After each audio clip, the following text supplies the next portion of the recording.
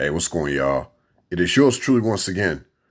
Definitely more in store in regards to my annual content like this one. And they'll have better quality. This one I just wanted to drop by real quick. Had a lot to think about, but it just made me think like, what I'm saying? Like sex is just it's just not impressive these days. If anything, it's more passive aggressive. Now, if you look up passive aggressive, it just means indirect communication. That's pretty much what passive aggressive means. And it has a lot to do with your true feelings, intent, or motives not being fully communicated. And thus, you know, you have a very aggressive undertone with the way you communicate. Now, this has a lot to do with sex because a lot of times people are having sex not for love. And from my perspective, sex is marriage. So most people, that's the last thing on their mind when they are having sex. So, it's just all for show. It's all for show, every single bit of it. See, the problem that I have and that I've noticed even just I just look at, we just look at life in general and you look back and you talk about what one could consider like your past partners. It's really sad that we have past partners, you know, not partners that last. You have past partners, not partners that last.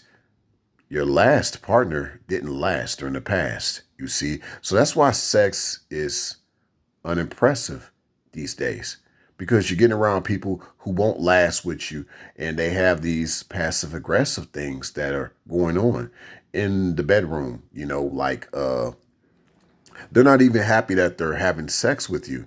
They're ready to be done. You're just passing their time, if you will, while they're going to hopefully in their mind have a more enjoyable experience with somebody else, you know, and you have to be careful, especially for a guy.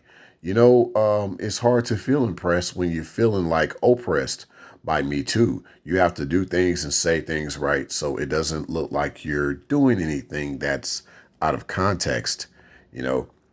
So this is why, and this is my personal opinion, not really necessarily giving it.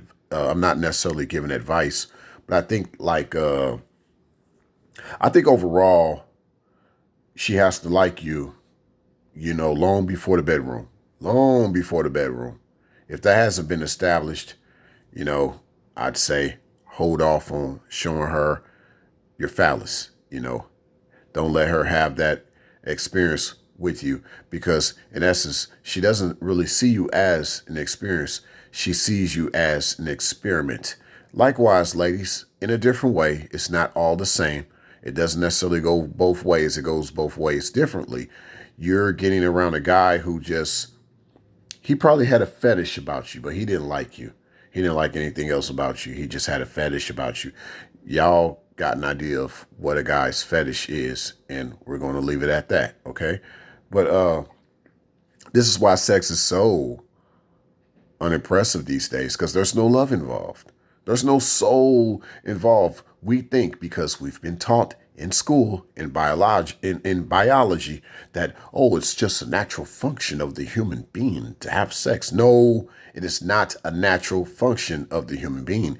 It's a spiritual encounter. As I like to say with the acronym of sex, spiritual, esoteric, X-ray.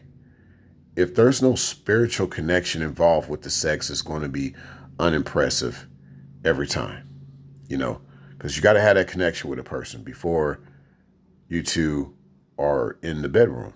You have to have that fire. What's that spark? Now, some people say, well, there are some people you have that with. No, that's lust. If there's not love in that situation out of that spark, it was just pure lust at the end of the day. So it's not impressive because where's that person now? So that's the other thing that's unimpressive about sex. All these past partners, where are they now? That's the question. If they're not in your life right now, you wasted your time having sex with them back then. Signing out.